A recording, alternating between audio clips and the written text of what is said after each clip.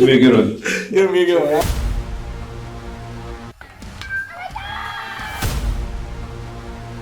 Definitely a different type of process. Cut down or freeze up. Being a coach's son. Jackson, of course, they keep retooling. One stone face, a hit by pitch. Oh my goodness.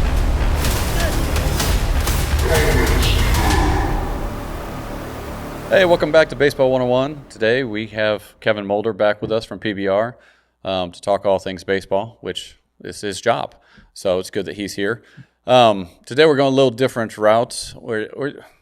There's a lot going on. The National Signing Day is coming up. Well, I guess it will have already passed by the time you have seen this. But just this time in the last 2 or 3 weeks, there's been a lot of changes and stuff that me and Kevin talked about previously, things that have been kind of going around that's with the new N.C.A.A. rules, the roster size being cut from 40 to 34.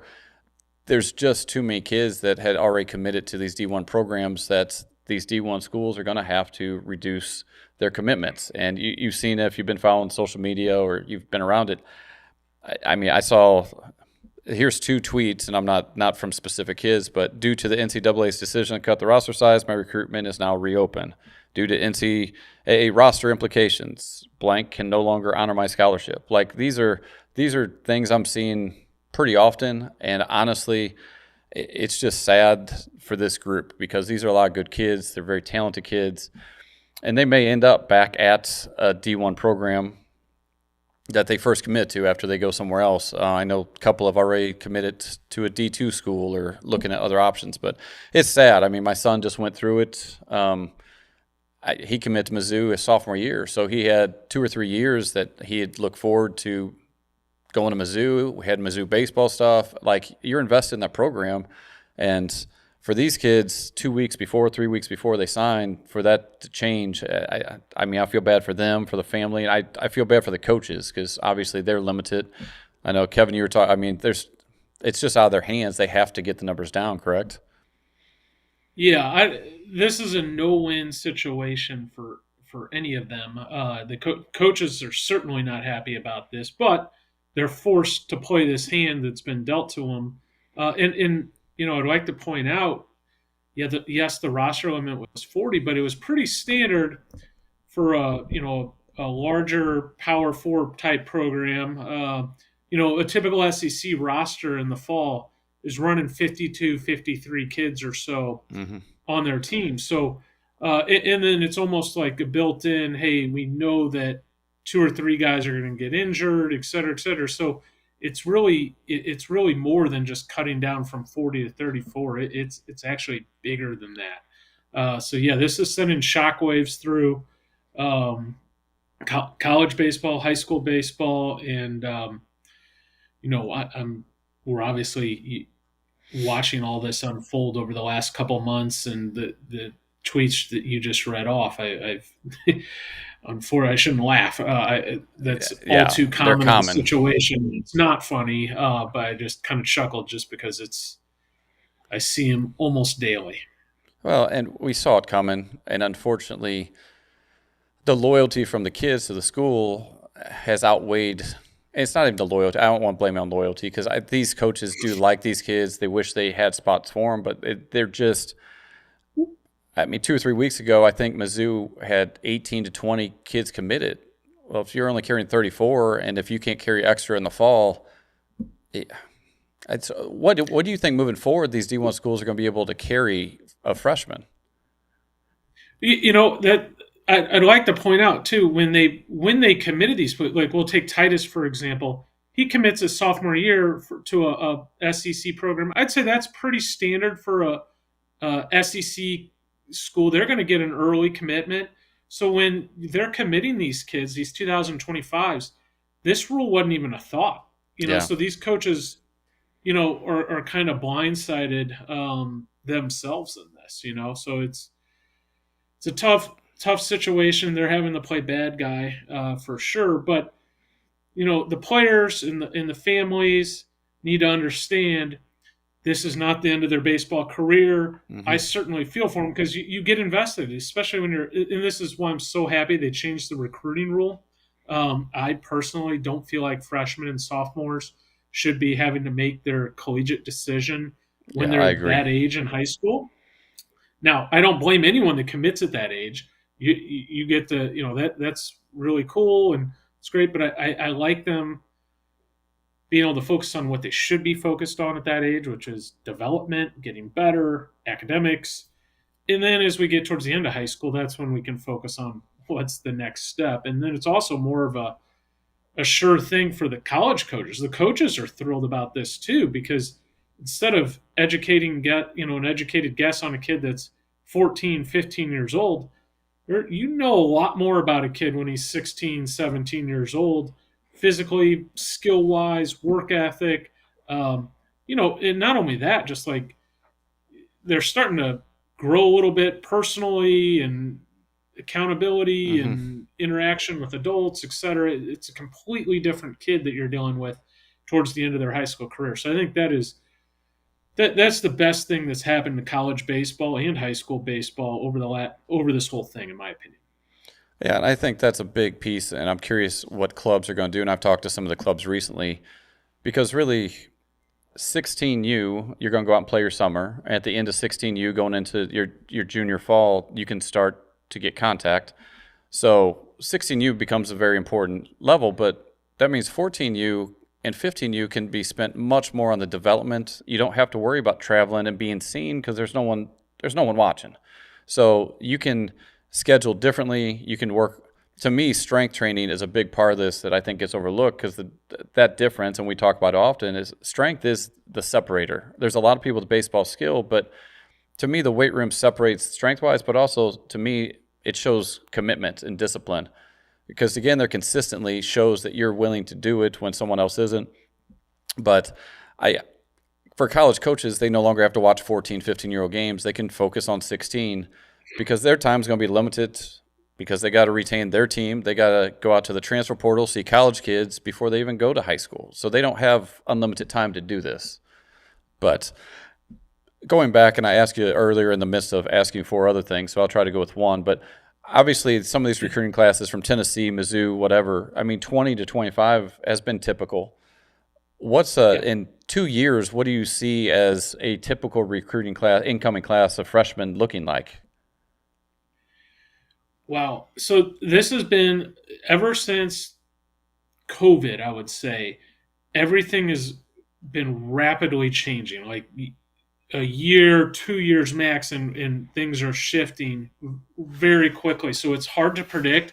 But I think what we're going to see is the transfer portal slow down a little bit. I think the next 2 years are going to be messy, with this year being the messiest. There's going to be a lot of casualties. There's going to be a lot of, kids being told they need to find a new program that are already in college. And then also the kids that have been committed are not going to get signed, not all of them, but some of them, and asked to, hey, maybe start at this junior college or this Division II school and then maybe get in the portal or we'll recruit college.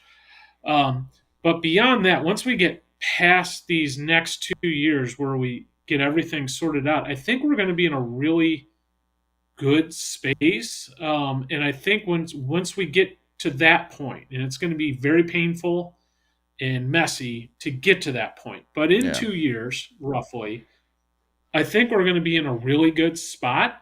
Because one problem was, in my opinion, we'll just take our in-state school, Mizzou, which we're both fans of the program. Let's say they have 52, 53, 54 players. Those last 10 players in that program in the fall, in my opinion, now some of those kids will end up making it and becoming a starter or whatnot. Yeah. But more often than not, they end up not making it, ending up transferring out anyways. I think personally, those 15 players or whatever the number is will be better served going to that slightly lower level Division I, going to that top junior college program, going to that really top Division II program, and we've talked before about how many great small schools there are in our state and our region. I think they're going to be better served by that. And I think it's going to strengthen college baseball as a whole, top to bottom. I think junior college baseball is going to explode from a talent standpoint. I think Division II is also going to be this year is going to be the most talented year in Division II baseball because of the a lot of year. COVID year for the JUCO guys are awarded at the Division II level, not the Division I level. So a lot of Division I players are now going back and using their last year at Division II that played junior college previously. I think you're going to see the smaller schools extremely strengthened by this. And the goal is everyone should want to be on the field, want to play. So I think when it's all said and done, it's going to be in a better place. But I think you're going to see the recruiting classes shrink up a little bit. To answer your question, finally, I think a normal class is going to be, probably in the single digits, probably high single digits. It'll obviously depend year to year because there's still going to be the portal and, that kid that's at the good Division II program that's an all-conference player or pitcher. They're going to want to those at bigger schools are going to the GLVC, which is a great Division II conference that's kind of in the Midwest, has lost their pitcher of the year to the SEC or Louisville the last 3 years running. I think you're going to continue to see that.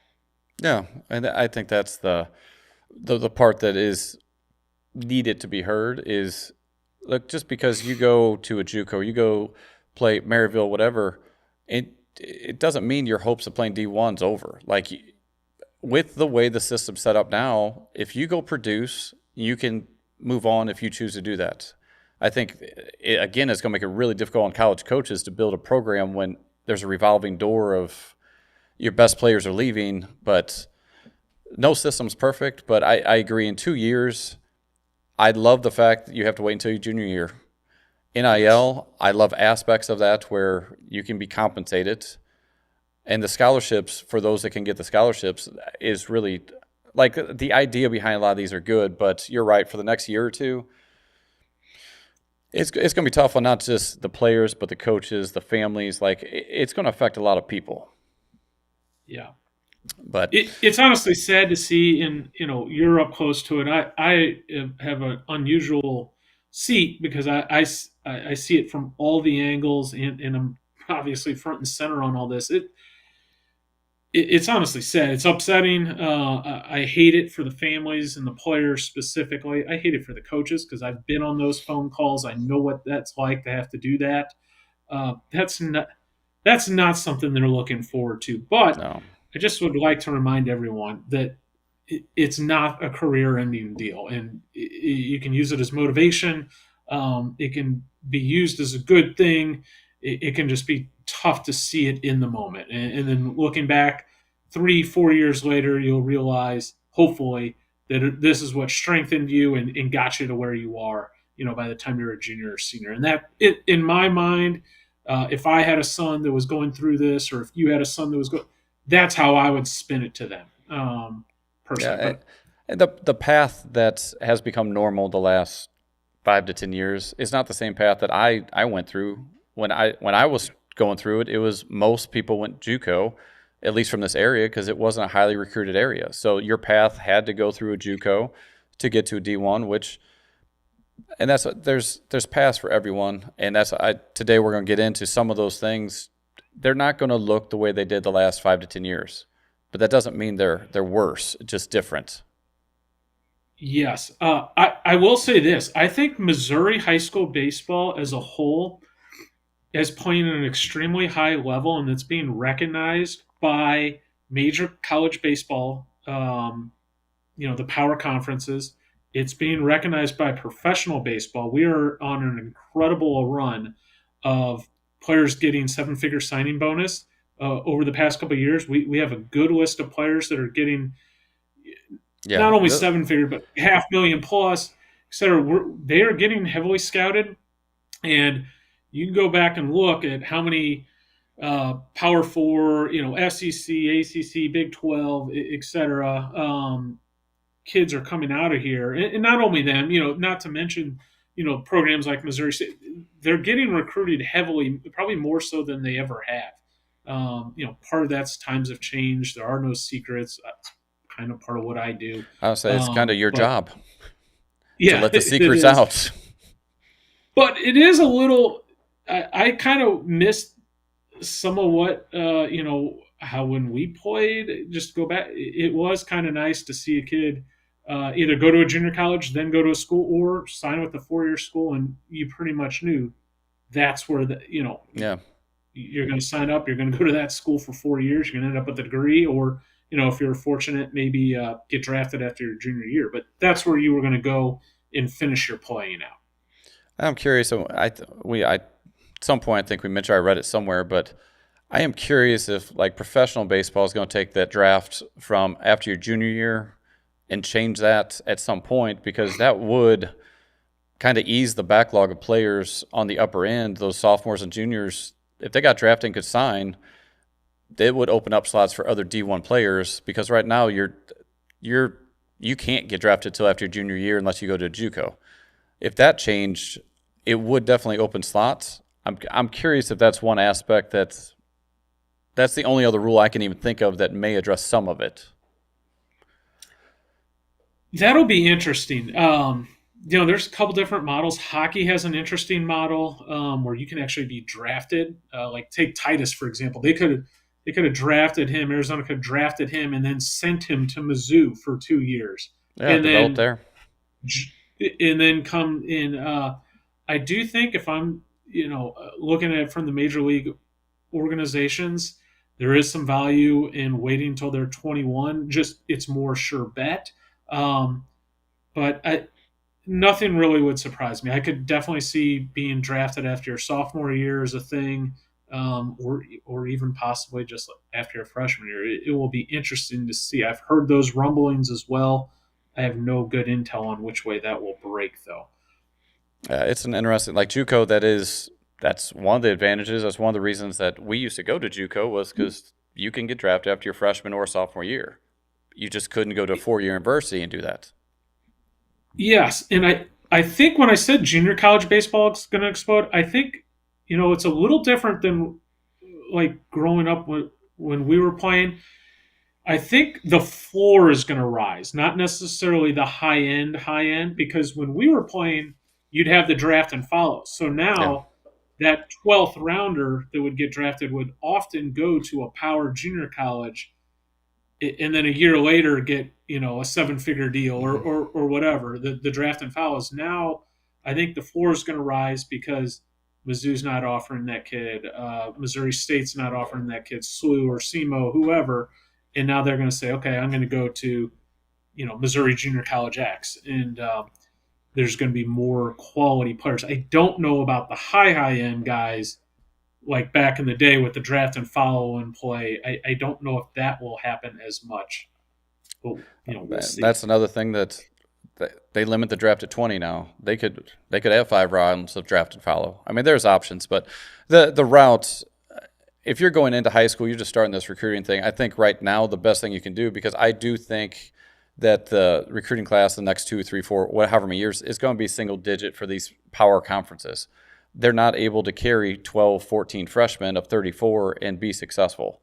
So if you're only carrying 6 to 8 hypothetically freshmen, and I think some of the mid-majors it might affect them a little there. They might have more freshmen because it can be looked at as a junior college to a degree. But I think for people to start to look at JUCO as a viable option is important. So, I mean, today I want to go through some of the JUCOs, because we have some quality JUCOs in Missouri. I mean, there are some good coaches. There are programs that have been around a long time having success, and their players. Do PBR does scout days with these JUCOs, don't they? Most of them? Yes, throughout the fall, I have pretty much been to all, or I shouldn't say only our Kansas guys done some of the Kansas City ones, but we've pretty much covered all of the Missouri junior colleges this fall. And there's some. Obviously, the fall is their big recruiting season.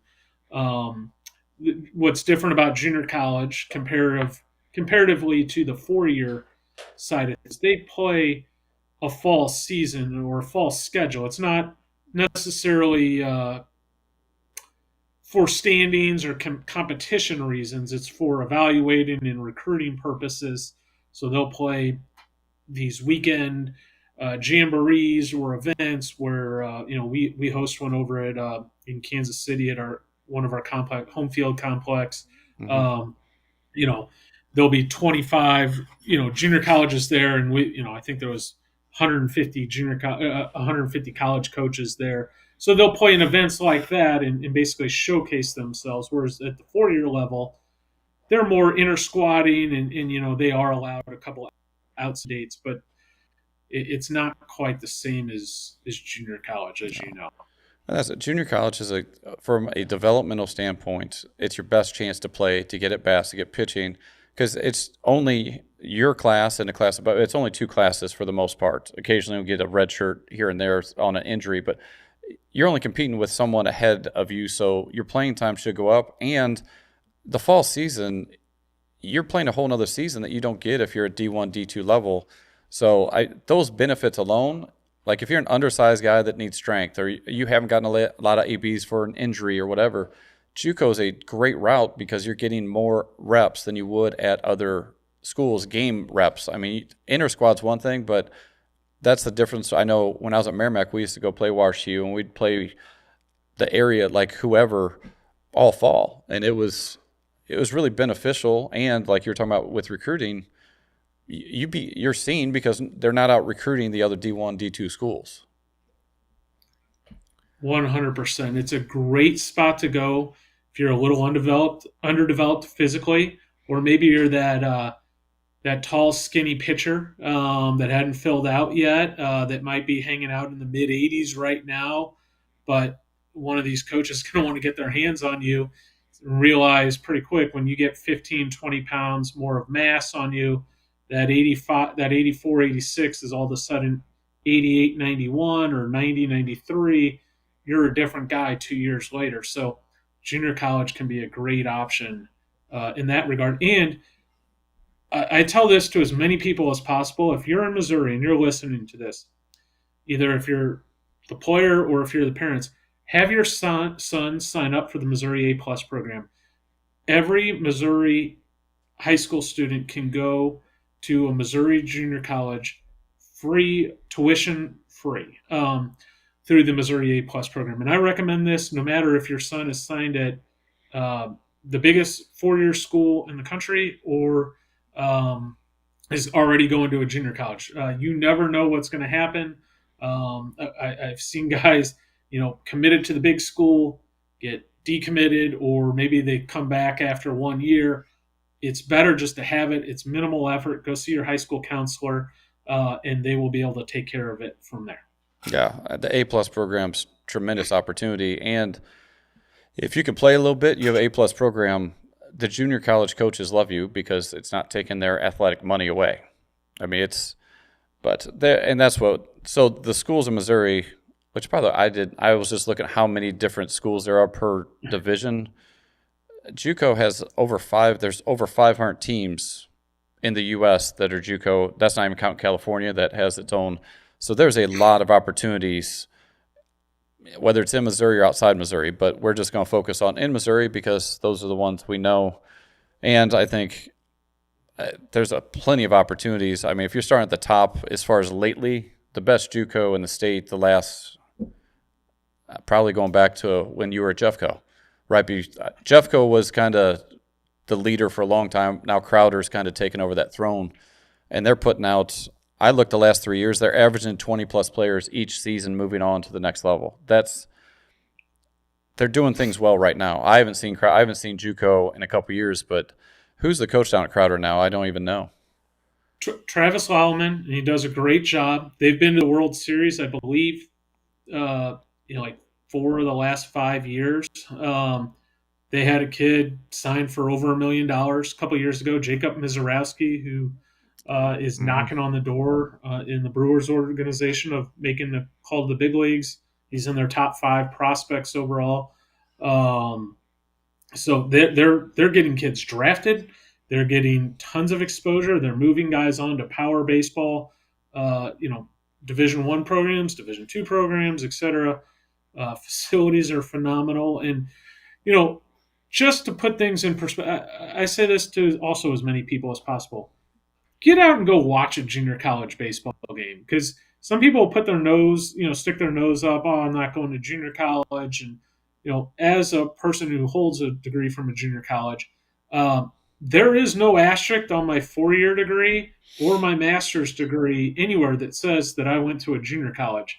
So it makes no difference in the long run from an academic standpoint. Now, certainly, if you're in the Ivy League discussion or getting an opportunity to go to WashU, then maybe you're outside of this conversation. But other than those few exceptions, I, I would have a really strong argument for starting off at the junior college level in most instances.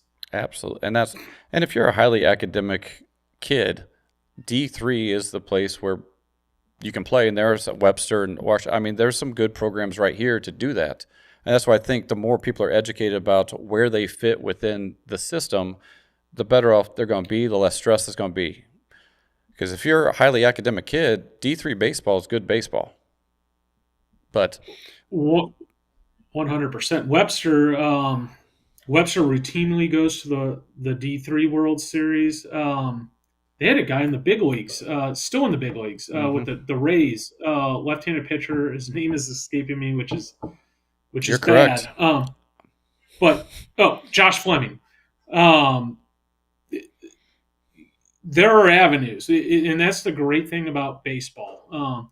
Whether you're at a D3 school, a D2 school, a junior college, Division I, the number one school in the country, whatever, they will find you. Pro scouts are good at this. Now, you might get extra looks at the bigger schools, but if you're good enough, they will find you. And with summer ball, a lot of this kind of gets balanced out, honestly, because you're having a great year at the Division III school, the D2 school. You'll get thrown up in the Cape Cod League or the MLB Draft League, and then you're on equal footing with all these other guys. They've scooted the draft back. They'll see you then as well. So there are plenty of opportunities to gain exposure, no matter the level of college baseball that you were playing at. Well, the reality, you can't be seen if you're not on the field. Like, you can't, and that's where you can go to a D1 school and sit at the end of the bench for a year or two and hopefully be able to stay there and develop. But for me, I was not ready to play D1 baseball. I had one opportunity to go to Missouri State with Coach Cutton, and I chose to go to a junior college just because I don't think at that point I wasn't developed enough to play D1. So I went to Merrimack for 2 years, and when I left Merrimack, I had a lot more than one offer. But that's where you have to get on the field. I don't care if it's at JUCO, D2, wherever it is. The whole purpose of playing the game is to play the game. It's not to watch it from the bench. So we have Crowder, who obviously is, by the way, when we say the World Series, that's in Grand Junction. And if I got to go twice at Merrimack, and that is a special experience. People are like, well, the JUCO World Series. No, it is a special Grand Junction. It like shuts down for this thing, and you feel like a big leaguer. People are asking for autographs, and kids are running around getting it's a really cool experience. So I don't care if it's the N.C.A.A. one that's up in Idaho or Grand Junction for these are great experiences. Winning is fun. I don't care if you win at the N.C.A.A. level, the JUCO level, or D1. I would rather be at JUCO winning than at D1 losing. But that was just 100%. That JUCO World Series, there can be 7,000 people in the stands. To me, that's the number 2 baseball experience behind the Division I College World Series in Omaha. That Grand Junction is, outside of the big leagues in the Division I College World Series. That's as good as you're going to find right there. It is. It's great, a special. Experience. And Crowder's been Jeffco. Do you know how many times Jeffco's gone? Jeffco had been more as a from like 2011 through 2020. 2020, Jeffco had been to the JUCO World Series more times than like all but 2 or 3 JUCOs in the country. They've been a good amount. Looking to get back soon. Crowder's kind of gotten a little bit of an upper hand on them here recently. But Jeffco's another great program. They moved tons of guys on to the Division I level, the Division II level. Have had multiple guys drafted. Famously, Mark Burley, St. Louis and St. Charles resident, played at Jeffco, and you brought up Merrimack, now referred to as St. Louis Community College. Yeah, Same thing. Story, don't get me started. and, That's sad. plenty of big leaguers. Some exciting news coming, and I think I'm free to share this. They're getting a massive facility upgrade, which is needed. It's going to become an all turf facility, which will give them a huge boost after this season. So they're about a year and a half away, I believe, on that. But that's still exciting news, and just the investment in the program, and that's a proud history, proud program. I was going to say, a lot of people care about it. I still do, and it is. When I was there, we had Flow Valley, Forest Park, and Merrimack. So there was still the three. I mean, Mason Horn was down at Forest Park shortly after, but Merrimack, when I went in 95, 96, we held the record for most appearances at the JUCO World Series. And that's obviously Merrimack has gone through some difficult years, and Jeffco kind of took it over from Merrimack, and then Crowder took it from Jeffco. But you're looking at, there's a JUCO in Missouri that consistently competes at the national level. And if you can get to that JUCO, you're going to get a chance, if you can play, to move on to the next level. So that path is very much a possibility for kids in Missouri. Missouri plays junior college baseball at a high level. To get to Grand Junction out of Missouri, they have to take on the champion from Louisiana and the champion from Oklahoma. And Missouri wins that, I would say, on average 75% of the time. So they're playing junior college baseball at a higher level than the state of Oklahoma and Louisiana, kind of as a point of reference. And, maybe more importantly than that, the goal of going to junior college, A, you get half your degree taken care of, and then B, moving you on to the next level for baseball. They do a great job of giving people exposure and getting you on to the next spot. Well, that's why, to me, you're going to have to work to pay for college in some way, shape, or form. I prefer to work playing baseball than I did working at a part-time job. But you can go use your A-plus money, go play for 2 years at junior college here in Missouri, have your associate's degree done, the whole degree transfers to a D1 school.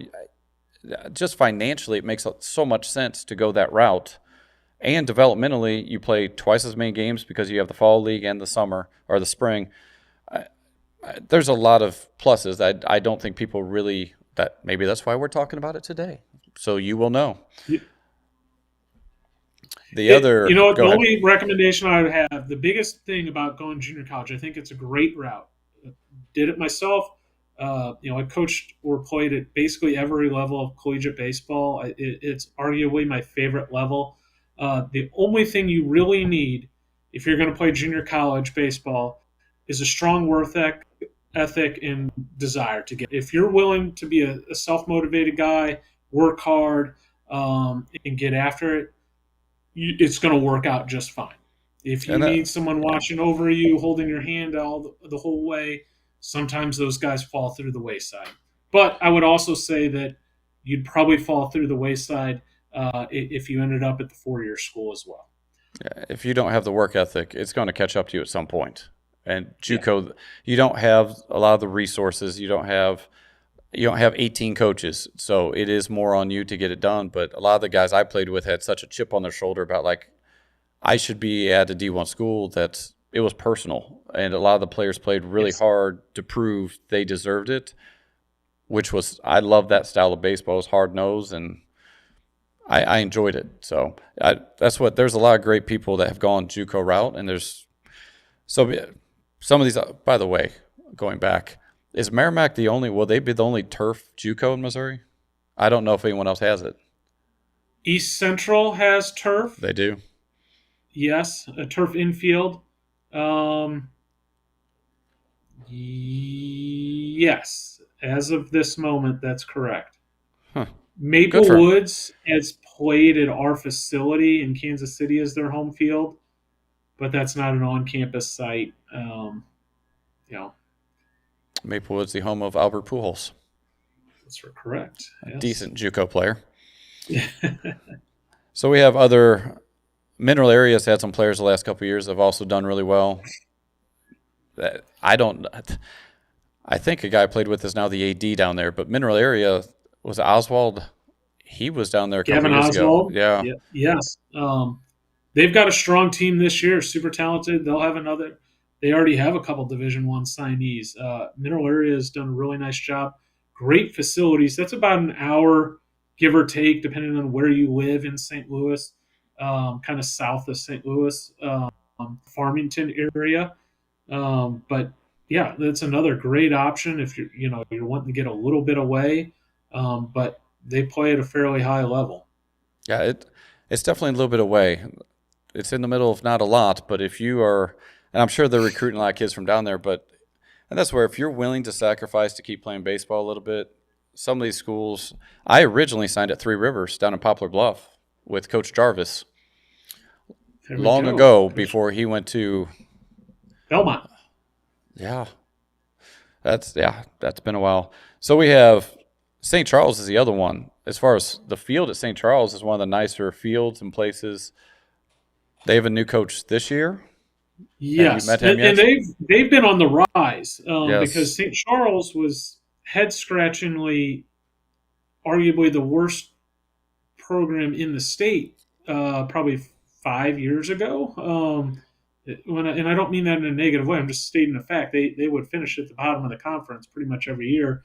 They've done a great job flipping things around. And, if I had a circle, a marker, and I had a state of Missouri where the most talent year in, year out comes out of, there'd be two circles, and one of them would be around the St. Charles area. The other would be over in the Liberty Yeah. North Staley area in Kansas City. But I'm talking about not necessarily the bad, but just year in, year out, the most condensed area of talent. And it would be right next to St. Charles Community College's campus. So there's no excuse for them not to be good, and they have done a good job of getting some good players to stay home and be a part of it. It has been baffling for many years because I agree the depth of talent here. If St. Charles just could keep the kids from going to Jeffco, keep kids from going to these other JUCOs, and just kept them at St. Charles would be at Grand Junction. Like the talent and the GAC conference from the North, Central, and South, if you just kept those kids here, and I don't know, have you met the new coach yet? Yes, great guy, Ryan Foster.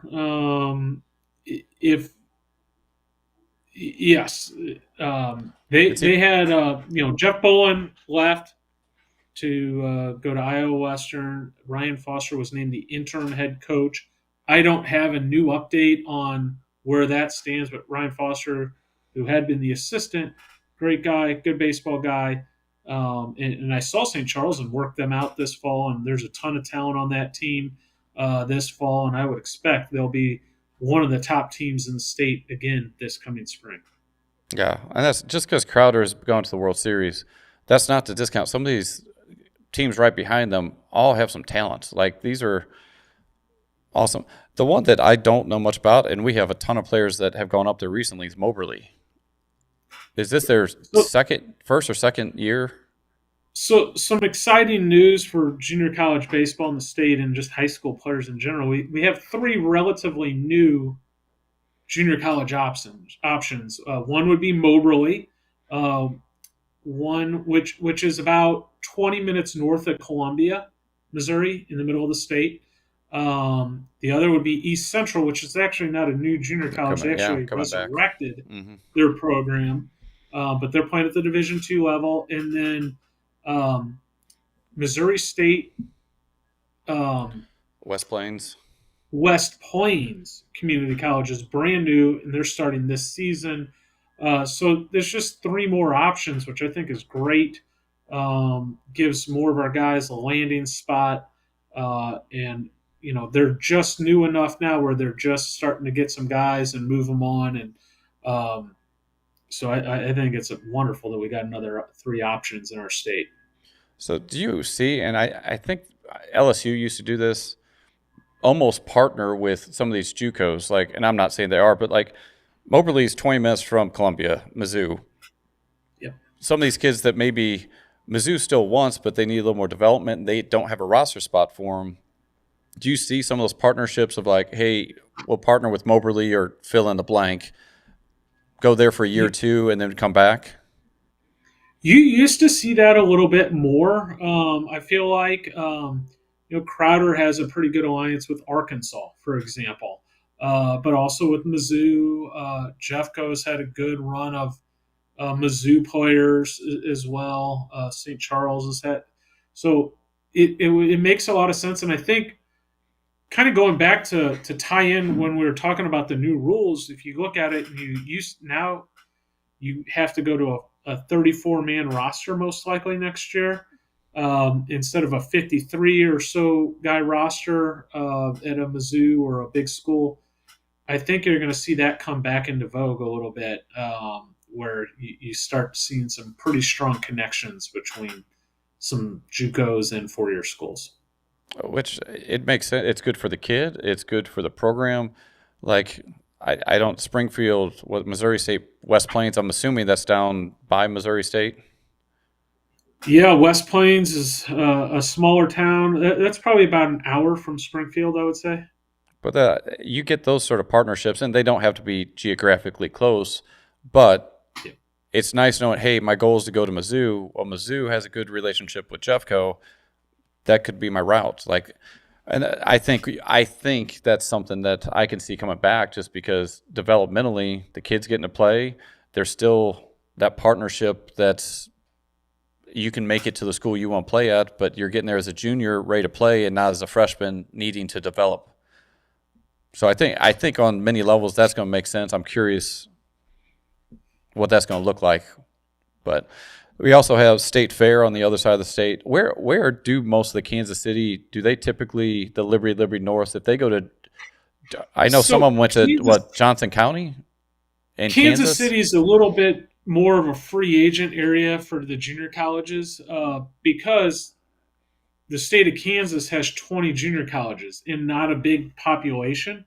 So, yes, you're going to see the Johnson County, the KCK, the Hutches, the Cowley counties of the world. A lot of those Kansas JUCOs come in over across the border into Missouri and recruit pretty heavily that Kansas City area. But now you have Maplewoods, which has a new coach, and some new energy. State Fair certainly gets, State Fair, for those that don't know, somewhere between Columbia and Kansas City, basically. Sedalia? It is Sedalia, yes. So it's about 2.5 hours from here, 2:45-ish. Yeah, yes. Here, I'm staying in St. Charles, so sorry for those that are like, I don't know where here is. St. Charles is where I am. Yes. It's probably an hour east of Kansas City, give or take. Yeah. Maybe a little more than that. But yeah, so State Fair is going to jump in there. North Central, not as much, but a little bit. So yeah, you're gonna see Maplewoods is kind of the Kansas City JUCO, but they get a lot of competition from the Kansas ones. Yeah, I know they pull from the other.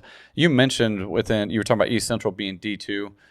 There are different levels of JUCO baseball. You want to differentiate between D1, D2, D3s, pretty much no scholarships, but difference between D1, D2, JUCO. Yeah, and it's not much. The housing, which a lot of the D1s don't even, they're able to offer you housing money. So D2, there's 0 housing scholarships available. That's really the only main difference, other than when you get into the postseason, obviously the D1 teams play the D1 teams, the D2 teams play the D2 teams. It's less of an issue, or that's maybe the wrong phrasing. D1 will play a D2 in the regular season of junior college. You don't really see that at the 4-year level. That doesn't really happen as much. In junior college, you kind of cross intermingle, etc. It's not really a big deal from a playing competition standpoint during the spring or fall season. Postseason, it's split up D1, D2. I believe we still 16, I believe. Region 16, yes. Which there's quite a few. So, I mean, bottom line, we're not going to have time to go into the N.C.A.A, which I definitely would love Kevin to come back and kind of break down some of the N.C.A.A benefits and some of the other. The more opportunities that people keep open, or at least they're an open mind about these things, I think is really beneficial. And JUCO, me and Kevin are both advocates for. I played JUCO. Did you play JUCO or just coach it? Both. I played and coached, and playing junior college is probably one of the best things that ever happened to me, honestly. And again, didn't necessarily realize it at the time, but looking back on it, wouldn't trade it in for anything, quite honestly. No, I mean, my 2 years playing at Merrimack, besides the people you meet, I mean, I played for Coach Whaley. I loved playing at Merrimack. It was a lot of fun, and the fact, like you saying, they're putting some money back into Merrimack. I would love for Merrimack to come back. I keep calling it Merrimack, St. Louis Community College. To me, it's always going to be Merrimack, but yeah, St. Louis Community College, so we don't get in trouble. We don't get a letter sent to us. But it's still it's at the Merrimack campus, is why I say Merrimack. Yes, but that's just habit. So for old school Merrimack people, it's now St. Louis Community College. But love to have you come back on, go through, because N.C.A.A is a whole nother level. They play there's some different academic requirements. There's different, like N.C.A.A is not N.C.A.A, and there are some differences that kind of set them apart. But there are some opportunities to play high level. I coached at Missouri Baptist for a couple years. We had some players, and they do every year. MoBap is loaded with players. This year, them and Central Methodist are both ranked in the top 20 in the nation. These are some talented programs with quality coaches. 100%. We have 5 Division I programs in our state now that Lindenwood, is Division I. So you got Lindenwood, St. Louis U, Southeast Missouri, Missouri State, and Mizzou. But I will say our small colleges in our state, D2, D3, and JUCO and N.C.A.A, played at an extremely high level. And we can point that out, how many go to the World Series and are ranked at, maybe our the next time we get together. Yeah, because there's a ton of opportunities, and the whole reason we're getting into this is with the 2025 class and these new rules, you see these kids have committed D1 that now are moving on to D2 and other opportunities because there's just not a roster spot. It's not that they're not talented. They're tremendously talented. I mean, one of the kids, I'm not going to say his name, but honestly, one of the kids I saw last year, he's probably one of the best position players I saw. Lost his opportunity. I'm not going to say lost his opportunity. He had to change the direction he's going because he's going to get an opportunity to play at the D1 level. The kid is a stud.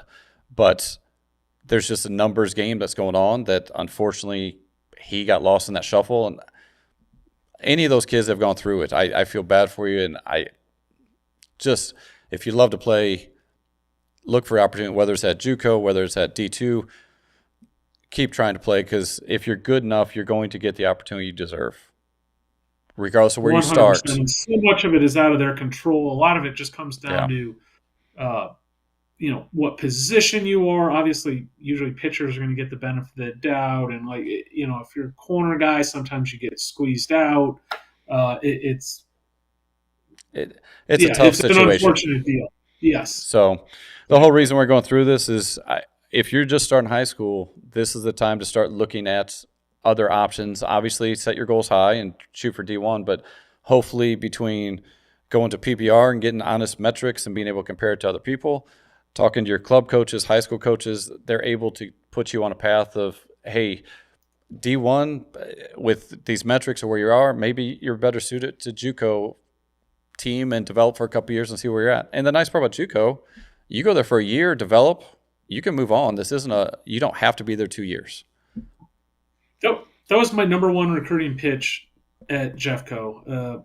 Was if you get an opportunity, no one will be happier than me that you're getting the move on. So, and a lot of those programs share that sentiment, and you can leave after a year, or even you can sign, and if you get an offer after your senior year, you can still, if you're signed at a junior college, let's say you've signed with Missouri Junior College X this fall, and you just go off. You gained 6 miles per hour this offseason.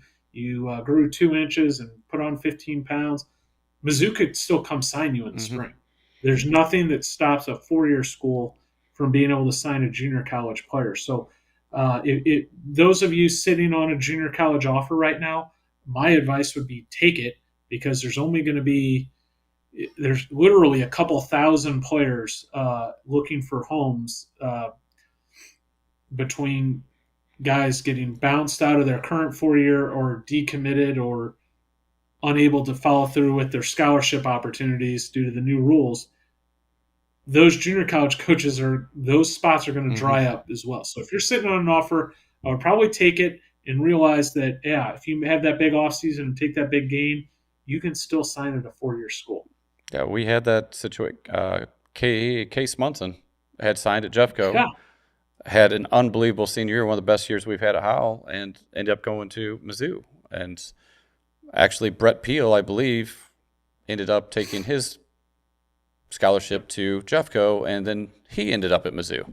So different paths, but yes, if you have an opportunity, you have your school paid for, and you're comfortable with the coach, take advantage of it. If you develop this year and all of a sudden you're 95, you'll probably get drafted, so you don't have to worry about signing anywhere else. But there's very few of those. But if you are, congratulations. So yes. Anyway, I appreciate you guys watching. We'll have Kevin back to go through some different levels, because there's a lot of good baseball at the N.C.A.A, D2, D3 levels, and hopefully we can at least talk through the opportunities you have. And Kevin, I appreciate you being on. Always fun. It's always. So, and I have not called you the G word today. Yeah, thank you. But maybe next time. I already have enough targets on my back, so I'm good without just people throwing that stuff out there. So. Yeah, I no longer have targets because I'm a free agent at this point, so I'm good. So anyway, appreciate you watching. If you have not seen some of our previous episodes, we just had Aaron Jaworski from Rawlings Tigers on. Was tremendous, the stuff they're doing over there with the Tigers, and David Burkby was also on. Go back and watch those things. Or just share it with a friend if you like. If you really like it. If you don't, we'll see you next week. Thanks.